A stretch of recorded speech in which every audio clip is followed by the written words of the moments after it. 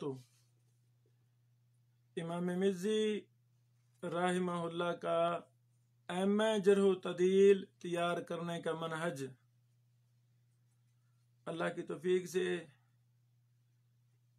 हमने ये किताब लिखी है।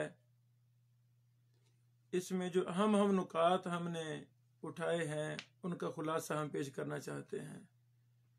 पहले हमने इमाम मिज़्ज़ी रहमहुल्लाह के तफसील के साथ हालात लिखे हैं और मिर्ज़ा जो एक छोटा सा कस्बा था अब शहर है, इस मुबारक कस्बा में इस शहर में कसीर तादाद में अइम्मा मुहद्दिसीन पैदा हुए, उनका भी इख्तिसार के साथ हमने जायजा लिया है जो मिज़्ज़ी के नाम से ही मारूफ हैं कुतुबे उलूम हदीस में, कुतुब रिजाल में।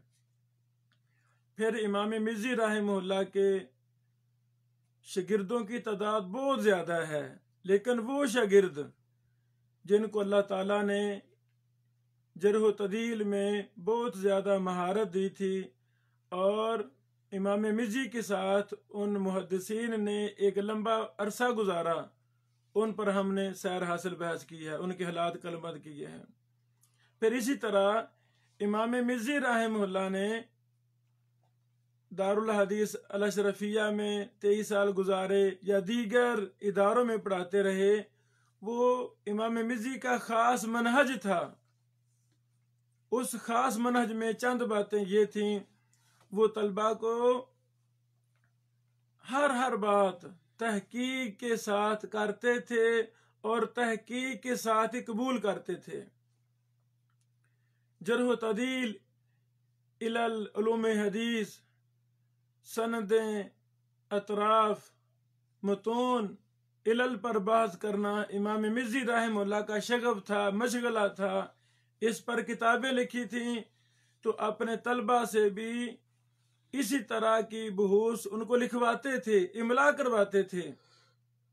जिस तरह अइम्मा मुतकद्दिमीन रहमहुल्लाह ने सनदों पर काम किया, इलल पर काम किया, जर्ह व तदील पर काम किया, तो इमाम मिज़्ज़ी रहमहुल्लाह का भी ओढ़ना बछोड़ना यही था।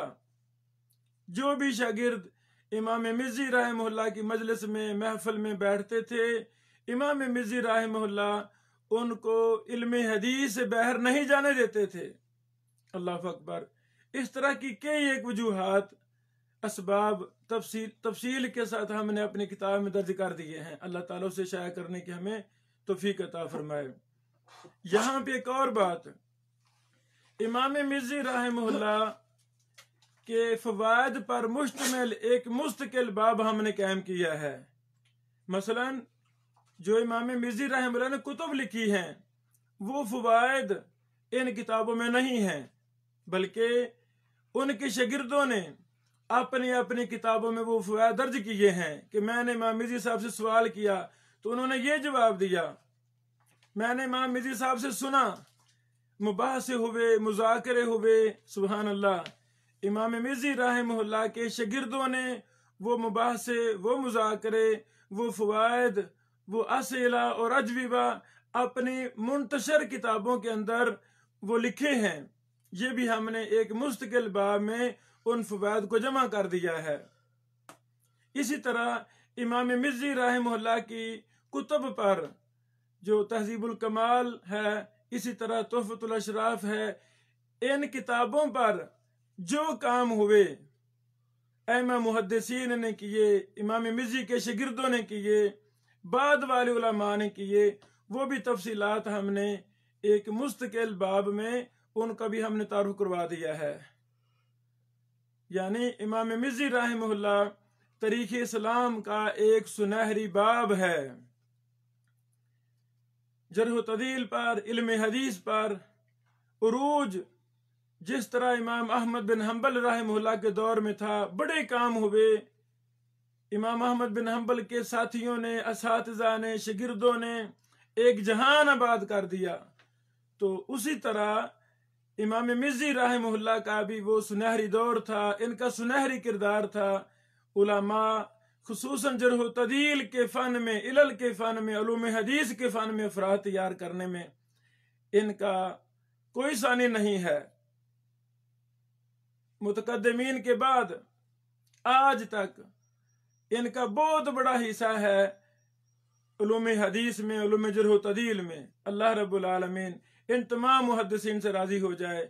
تو یہ ساری تفصیلات ہم نے اپنی مبارک کتاب امام ابو الحجاج المزی رحمہ اللہ کا ائمہ جرح و تعدیل تیار کرنے میں منہج، اس میں ہم نے تفصیل کے ساتھ بیان کر دیا ہے۔ بارک اللہ فیکم۔ السلام علیکم ورحمۃ اللہ وبرکاتہ۔